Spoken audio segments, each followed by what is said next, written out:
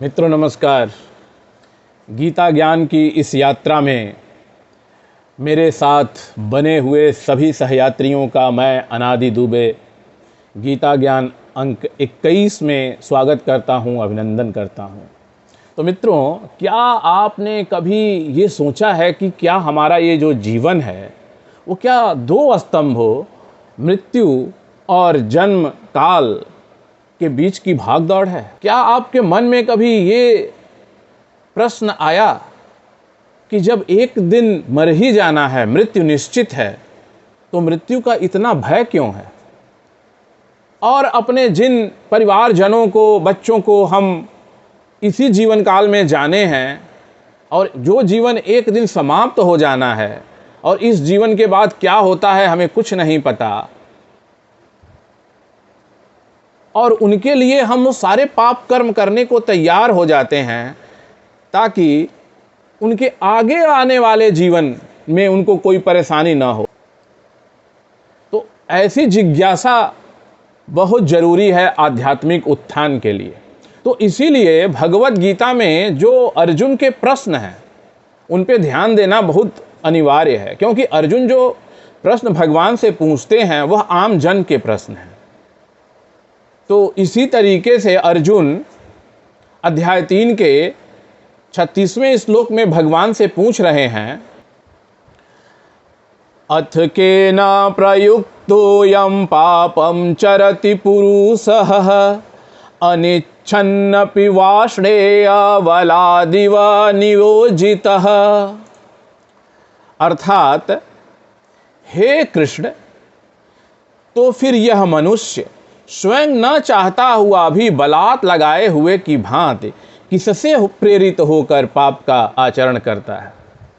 तो अर्जुन यहाँ पे भगवान से बहुत ही जेन्युइन क्वेश्चन पूछते हैं, जो हम सबका प्रश्न है कि कभी कभी क्या अक्सर हमारे साथ ऐसा होता है कि हमारी अंतरात्मा हमें बता देती है कि ये काम गलत आप करने जा रहे हो,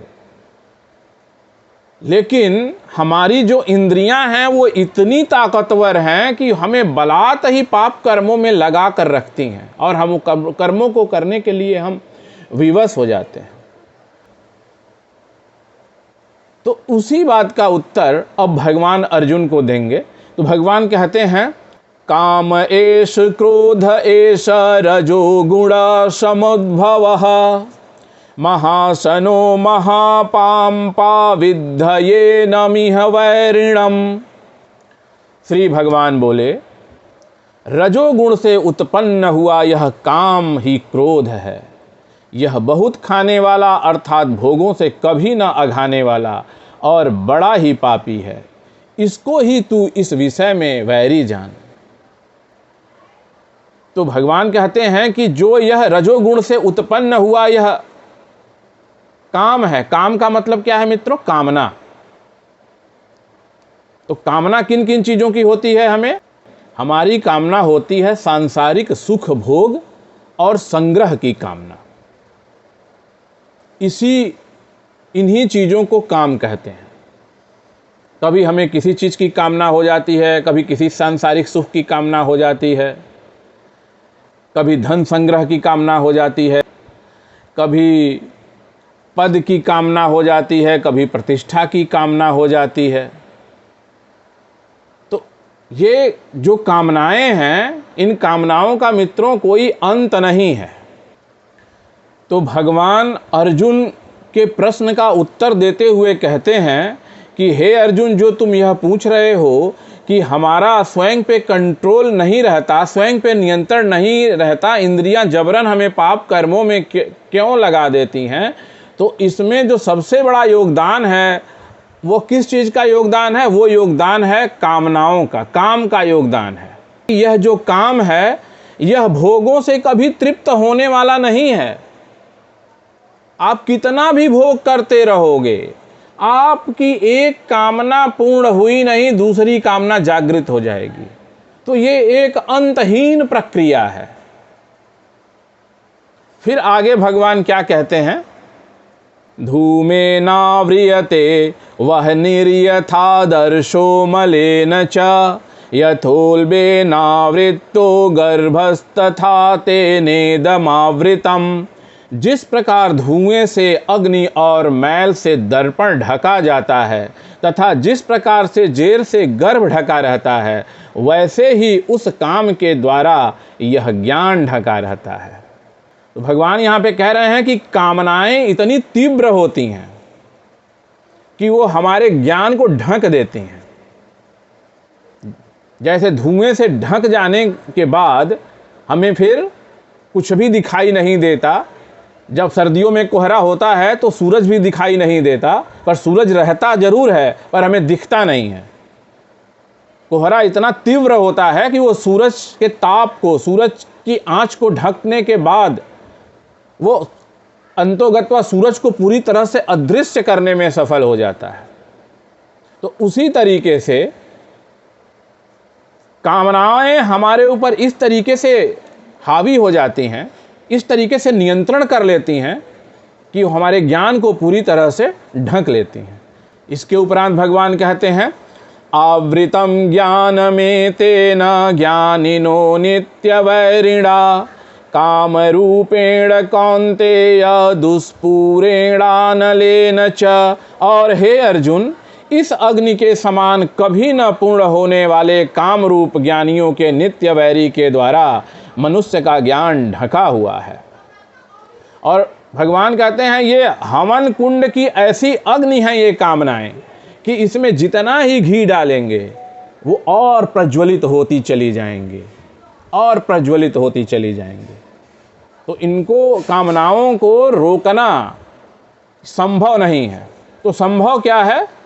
कामनाओं का समन, कामनाओं को कंट्रोल में करना, नियंत्रण करना तो संभव है, लेकिन कामनाओं को का नाश कर देना किसी के लिए भी संभव नहीं। अगर कोई ये समझता है कि कामनाओं को मैं भोग करके तृप्त कर दूंगा और मुझे इसकी इच्छा ही नहीं होगी, तो ऐसा संभव ही नहीं है। ये किसी के लिए संभव नहीं है, सबके लिए असंभव है। वही बात भगवान अर्जुन को समझा रहे हैं और कहते हैं कि यह ज्ञानियों के लिए सबसे बड़ा वैरी है। जो आदमी अपने ज्ञान के द्वारा भगवान को प्राप्त करने की या भगवान के स्वरूप को समझने की, या क्या सही है क्या गलत है उसको समझने की चेष्टा कर रहा है, उसके लिए कामनाएं डेली नई चुनौतियां उत्पन्न कर देती हैं। और बहुत अधिक अभ्यास के बाद ही हम इन चुनौतियों से पार पा सकते हैं। और बहुत से लोग ऐसे हैं कि जो लोग इन कामनाओं के सामने हथियार डाल देते हैं और आत्मसमर्पण कर देते हैं। ये इतनी प्रबल है। तो फिर भगवान कहते हैं, इंद्रियाणि मनो बुद्धिर्स्याधिष्ठानमुच्यते एतैर्विमोह्यते स ज्ञानमावृत्य देहिनम। इंद्रियां, मन और बुद्धि, ये सब इसके वास स्थान कहे जाते हैं। यह काम इन मन, बुद्धि और इंद्रियों के द्वारा ही ज्ञान को आच्छादित करके जीवात्मा को मोहित करता है। तो भगवान क्या कह रहे हैं कि जो ये कामनाएं हैं, इनका वास स्थान कहाँ है? इंद्रियां, मन और बुद्धि।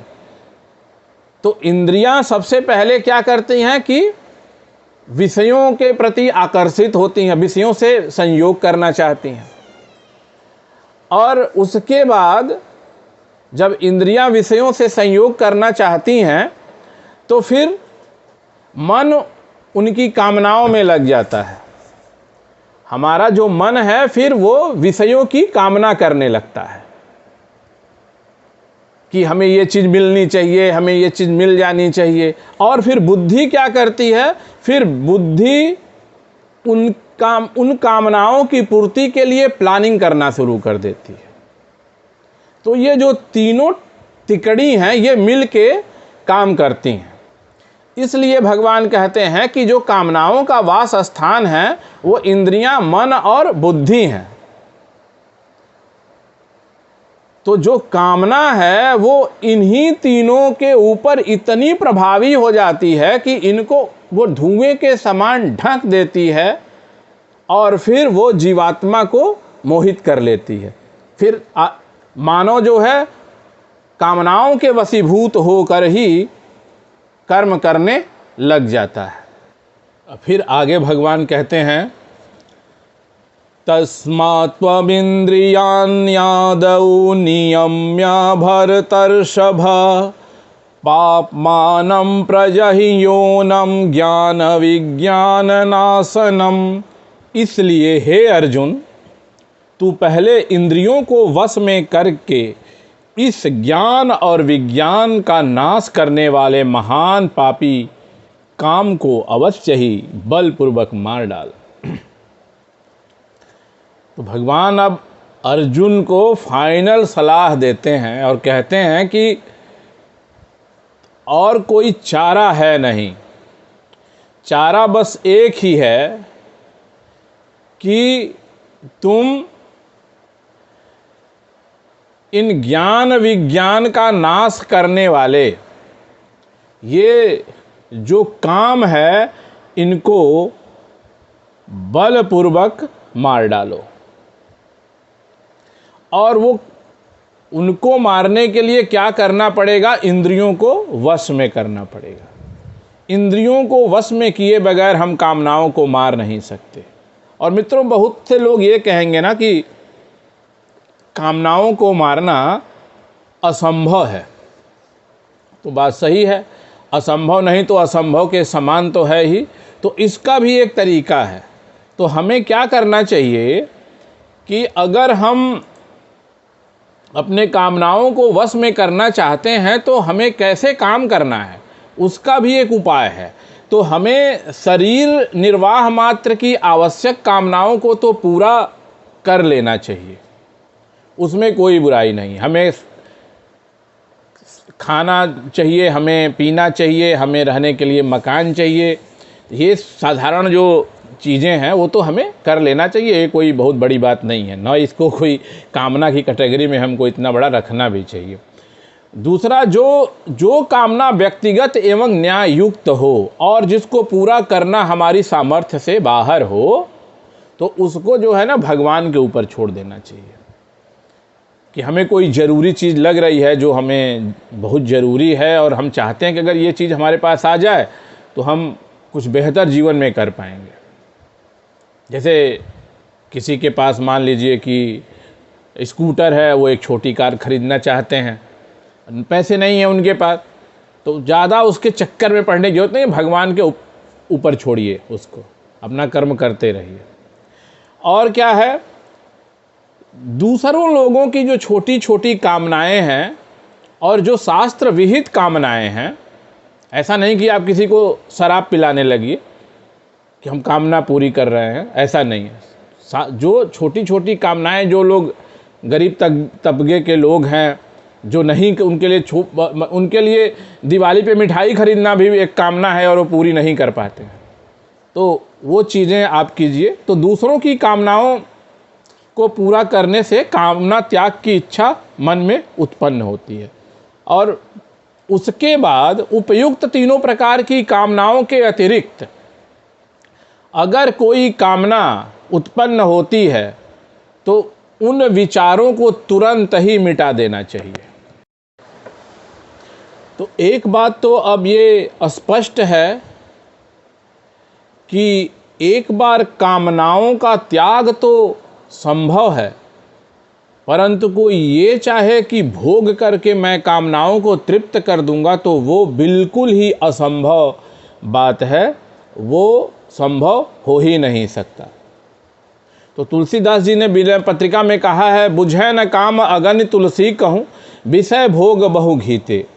जैसे धन मिलने पर धन की कामना बढ़ती ही चली जाती है, ऐसे ही ज्यों ज्यों भोग मिलते हैं त्यों त्यों कामना बढ़ती ही चली जाती है। इसी कामना को महासनह कहा गया है।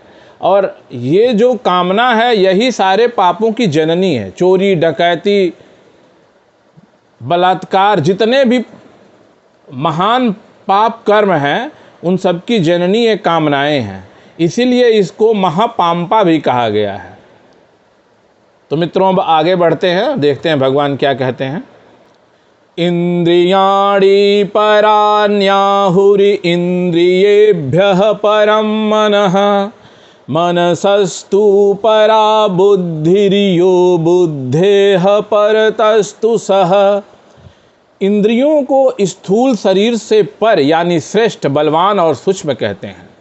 इन इंद्रियों से पर मन है और मन से भी पर बुद्धि है और जो बुद्धि से भी अत्यंत पर है वह आत्मा है। भगवान यहाँ पे अर्जुन को बता रहे हैं कि अर्जुन, जो हमारे स्थूल शरीर की जो इंद्रियां हैं वो स्थूल शरीर से पर हैं, स्थूल शरीर से अधिक उन्नत हैं, परे हैं, और इनसे भी अधिक श्रेष्ठ, इंद्रियों से भी अधिक श्रेष्ठ हमारा मन है, और मन से भी अधिक श्रेष्ठ क्या है?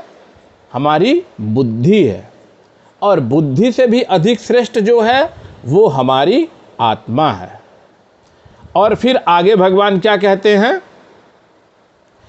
एवं बुद्धे परम बुद्ध्वा संस्तभ्यात्मानमात्मना जहि शत्रुं महाबाहो कामरूपम दुरासदम। इस प्रकार बुद्धि से पर अर्थात सूक्ष्म, बलवान और अत्यंत श्रेष्ठ आत्मा को जानकर और बुद्धि के द्वारा मन को वश में करके, हे महाबाहो, तू इस काम रूप दुर्जय शत्रु को मार डाल। तो मित्रों, भगवान ने अभी थोड़ी देर पहले एक श्लोक में बताया था कि जो ये कामनाएं हैं, जो काम है, उसका वास स्थान कहाँ है? इंद्रिय, मन और बुद्धि में है। और भगवान ने कहा कि इन सब में बुद्धि सबसे अधिक श्रेष्ठ है। इंद्रियों से अधिक श्रेष्ठ मन है, मन से भी अधिक श्रेष्ठ बुद्धि है। तो अगर हम अपने बुद्धि का प्रयोग करें तो हम क्या कर सकते हैं? हम इंद्रियों को वश में करके कामनाओं को नष्ट कर सकते हैं और कामनाओं को नष्ट करके अपना कल्याण कर सकते हैं। तो मित्रों, अभी के लिए बस इतना ही। आज इसी श्लोक के साथ तीसरा अध्याय का समापन होता है, तो आगे हम अध्ययन जारी रखेंगे। अगर आपने इस चैनल को सब्सक्राइब नहीं किया है तो कृपया करके सब्सक्राइब कर लीजिए, और अगर आपको यह वीडियो अच्छा लगता है तो आप अपने मित्रों और शुभचिंतकों को शेयर कीजिए और मुझे आज्ञा दीजिए। धन्यवाद।